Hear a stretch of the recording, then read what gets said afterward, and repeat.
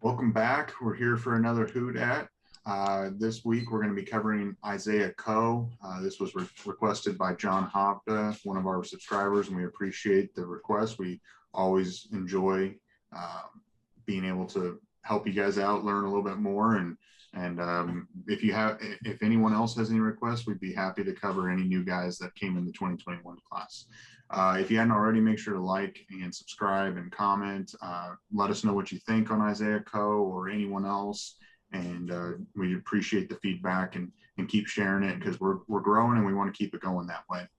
So without further ado, we'll just get going into it. Obviously, this one is Isaiah Coe. He's a 6'3", 305-pound, three-star JUCO defensive lineman, according to 247. Granted, there's a little discrepancy in his height between 247 and the Sooners roster. For some reason, he's listed at 6 foot tall on the Sooners roster, but 6'3" according to 247, which I don't know how you get 3 inches of difference. I mean, it's just like Jordan Mukes. Jordan Mukes was listed 6'4" on 247, but somehow was 6'1" or 6 foot on the roster. So I don't know. He's a big guy. I mean, he's 305 pounds. Came out of Iowa Western Junior College. He's the number 28 overall player in JUCO and the number 7 defensive lineman in JUCO. In his only season there at Iowa Western, because 2020 was canceled, so this was 2019. He had 37 tackles, a team high 13 tackles for loss, 6.5 sacks. Arkansas, Missouri, Ole Miss, South Carolina, and obviously the Sooners all offered him, and a handful of other smaller schools. But I mean, he had his pick to go play in the SEC. I mean, he had 4 SEC schools offer him, and well, maybe there's actually 5 SEC schools that offered him, counting the Sooners. His full list says OU, Arkansas, Houston, Liberty, Louisiana, Memphis, Missouri, Ole Miss, South and Syracuse, Central Florida, and K-State. So yeah, there's a good sprinkle of SEC schools in there. Yeah, and one future SEC school. Yeah. So really with him, you know, he didn't play out last year, obviously, and he was a mid-year enrollee. So I believe he came on campus in January of 2021, and so he's been with the program now for 7 solid months. So he's getting familiar with it. He's the little bit of the tape I watched on him in his only season in JUCO, he was dominant. Granted, I mean, you know, the competition might not have been the greatest week in, week out, but I know Iowa Western played some good schools. If anyone's watched Last Chance U, I mean, there were some good junior college football teams. So, Brandon, what do you think about him? What do you think the Sooners are getting? No, I mean, first of all, I do want to shout out John Hopta too. It's my favorite position on the whole football team to talk about is the D line, and you know, you look at it. Number 6 DT on according to 247 or number 7, depending what you look at there. Number 28 overall player. His 2019 at Iowa Western, as you mentioned, his tape was, I mean, it jumps off the chart. He's blowing stuff up, throwing people around like they're rag dolls. Finished with a pretty strong year. 13.5 tackles for loss, 6.5 sacks. Obviously, it probably helped playing alongside Perrion Winfrey at Iowa Western too, which is kind of cool. And other teammates again. I think we've talked about it multiple times in this podcast, talking about Kelvin Gilliam, Derek Brown, you know, a couple of these other Hootets we did along the D line. It's just more depth at the best position all around on the team. And there's no reason why this kid can't. If he's half the player Perrion Winfrey is, we're going to get our production out of him, our worth. Yeah. Yeah, and I will say Derek Brown is actually a recruit that we talked about. He's going to be a Longhorn. You're talking about Derek Moore. Derek Moore, yeah. Yeah, I always get him mixed up too. But yeah, I mean, thinking about that defensive line of Perrion Winfrey and Isaiah Coe in junior college, it's hard. Yeah, I mean, that's both D1 defensive linemen playing against guys that probably, you know, some of them belong in junior college ranks and will never see, you know, Big 12 or the SEC, but these guys, they had 2 of them. So it's pretty exciting, and it's just depth. You know, it's a little bit tough to get our hopes up, and we're just like, you know, it's a junior college guy. You know, he's burned a couple years of eligibility already, and you're not sure what you're getting, because some junior college kids like Perrion Winfrey really pan out and become extremely dominant in what you hope for him to be. and then you have some that just come in and just Well, there's never show. and you're right, but I mean, I think if you look at OU specifically, the guys that come to mind if you're talking about JUCO, obviously Perrion Winfrey, who's a stud. D.D. Westbrook was a Winfrey or Winfrey was a JUCO guy. Josh Heupel, I believe, was a JUCO guy. Like, OU's had their success. They're they've hit on a lot of these JUCO kids. Maybe they do more due diligence than others, or I don't want to say that, but Yeah. Their kids seem to pan out. And Yeah. we've also got Josh Ellison as a JUCO kid on the D line. There's a lot, I think. Yeah, and the most recent one that they hit on that went to the league is Ramondre Stevenson. I forget where he came from. I think it was somewhere in Kansas, but he was just a big bully ball, and he just came down and he did the exact same thing at the Big 12. But, I also think something about why the Sooners have a handful of JUCO transfers, especially on the defensive side. You've got Winfrey, Justin Harrington is on there, and Josh Ellison. And Josh Ellison. So there's 4 that we can think of off the top of our head, which I'm sure there's a few more that we can't remember.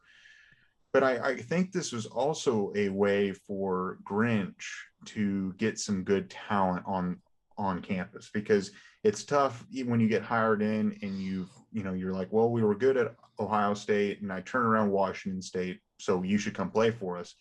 After coming off historically one of the worst defenses college football's ever seen at the Division I level, it's tough to sell. But, to high school kids. But you go to the JUCO ranks and you're like, your development's been great.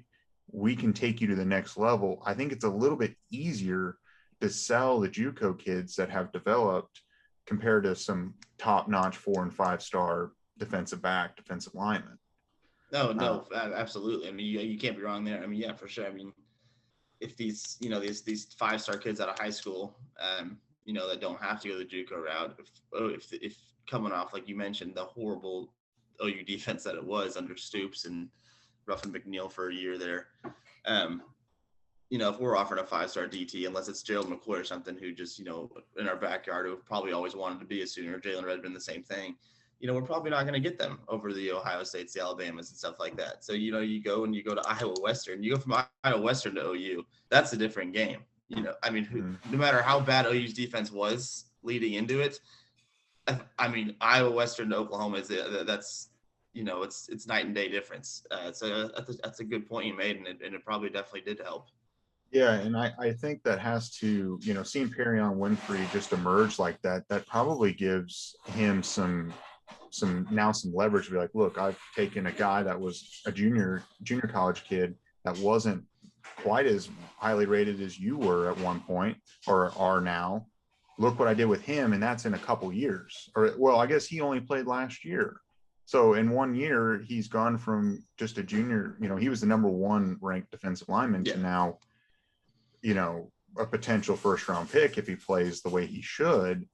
I think it becomes a lot easier to sell that idea. Like, I did this in 1 year or 2 years with this kid. I get 4 years with you.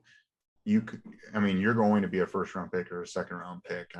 I think it's a lot easier for them to sell. I think it also lightens the load on Isaiah Coe a little bit. Not only does he have, other JUCO kids on the same defense as him, on the same team as him, but he's got a former teammate, a guy he lined up next to every single day. I'm sure Perry and him are pretty close just because of that. And I'm sure Perry's going to be like, hey, man, yeah, like you mentioned, look what I've done. I've done this.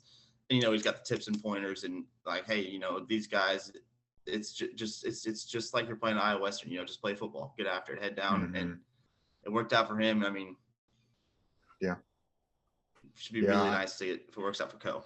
And I remember when Perrion came on campus and the recruiting was going on of Isaiah Coe, I kind of remember seeing on Twitter a little bit, it seemed like Perrion was recruiting him to come play.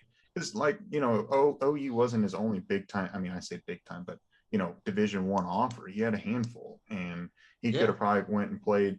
If for some reason, I want to say that Ole Miss was in on him pretty good. I think it came down between OU and Ole Miss. And maybe that was the reason why he picked the Sooners over Ole Miss. And now obviously you'd always want to pick the Sooners over Ole Miss, but maybe he had that idea of playing in the SEC. Well, he's might have just fallen in his lap. He gets the best of both worlds. So I don't know. And well, I think you mentioned earlier, like there's no way to tell right away what exactly Isaiah Coe's level is going to be like, or what his role will be as far as snap counts go. Just because, first of all, it's the deepest position on the team, and then second, he is a JUCO guy, so you never know. But I mean, it's exciting to have that depth with a guy that's 6'3", 305 that was mauling kids at Iowa Western. Yeah. Hopefully, can do the same thing. Yeah, he was a disruption. Him and Winfrey were a dynamic duo when they played that 1 year together. I think what was in 2019. That was Winfrey's last year there, and his only year to play for Co. And It'll it be was pretty interesting, dominant. like, those first couple games of the season, the Tulane game, the Western Carolina, even Nebraska, as we've talked about, we see that going kind of ugly.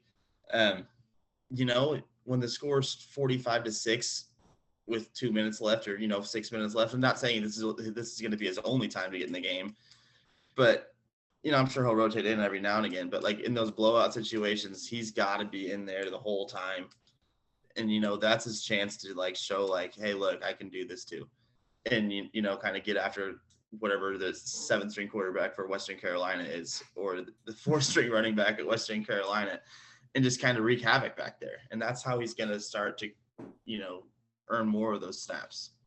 Yeah, I don't. It's tough to say, like you were saying, how much he's going to play this year. But barring any injuries, he might. Injuries happen, and he might fall right into a role where he's in the rotation consistently. I think it's going to be a competition between him and Ellison for a rotational role. It's whoever emerges as the better player, at least for this season. Yeah. I think one of those two are going to get. I'm not going to say they're going to play a lot, but they might be able to play 20% of the snaps. I agree, and I looked up Josh Ellison's number. I mean, because there's nothing that really stands out last year as far as Josh Ellison going. Like there's not a play like holy shit, Josh Ellison just blew that up. But he's a guy who did play all 11 games for the Sooners last year. I mean, he made an appearance in every single game. He had 16 tackles, a pass breakup, a sack, and a fumble recovery. So he's a guy that obviously Grinch thinks highly of, enough to play all games of the season.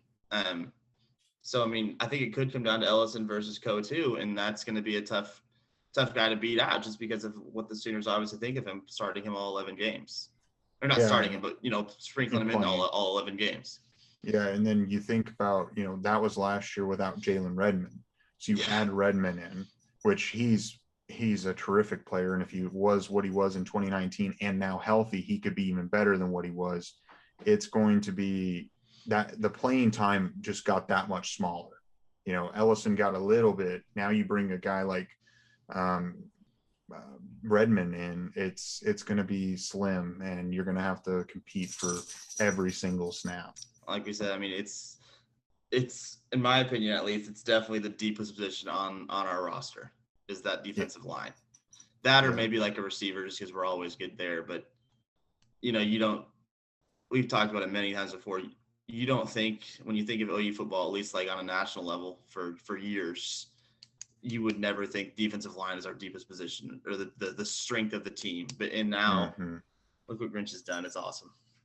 Yeah. So anyway, I don't have anything to add with him other than that he could play maybe a role player type deal, and he might project to be someone that could be seen in the 2022 football season. So definitely great depth. Great depth for sure. Great size. Put up numbers at Iowa Western, and you never know, maybe he'll surprise us just like Perrion Winfrey, and that would be a pleasant surprise for all of us. I don't think any Sooner fan would be upset if he turns into Perrion Winfrey 2-0. Yeah, and he might be waiting for 2022 to really emerge, because you'll probably have Jalen Redmond and Perrion Winfrey get drafted this upcoming NFL draft, and it might pave the way for him to get some good playing time. So, yeah. All right, well, we appreciate the support and you guys making it this far. If you hadn't already, make sure to like and then subscribe, comment, let us know what you think about Isaiah Coe. We've got a couple videos coming your way this week about talking about recruiting and the recruiting event that's coming up on July 31st, which is, basically the barbecue 2.0. and who's going to be there and what to expect. And then football is, what are we, 40 days away, something like 41 that? days, I think, is what I saw on Twitter. 41. So we really appreciate it, and we hope that you guys keep coming back and keep spreading the word, and we'll keep the content coming your way. Thanks. For sure.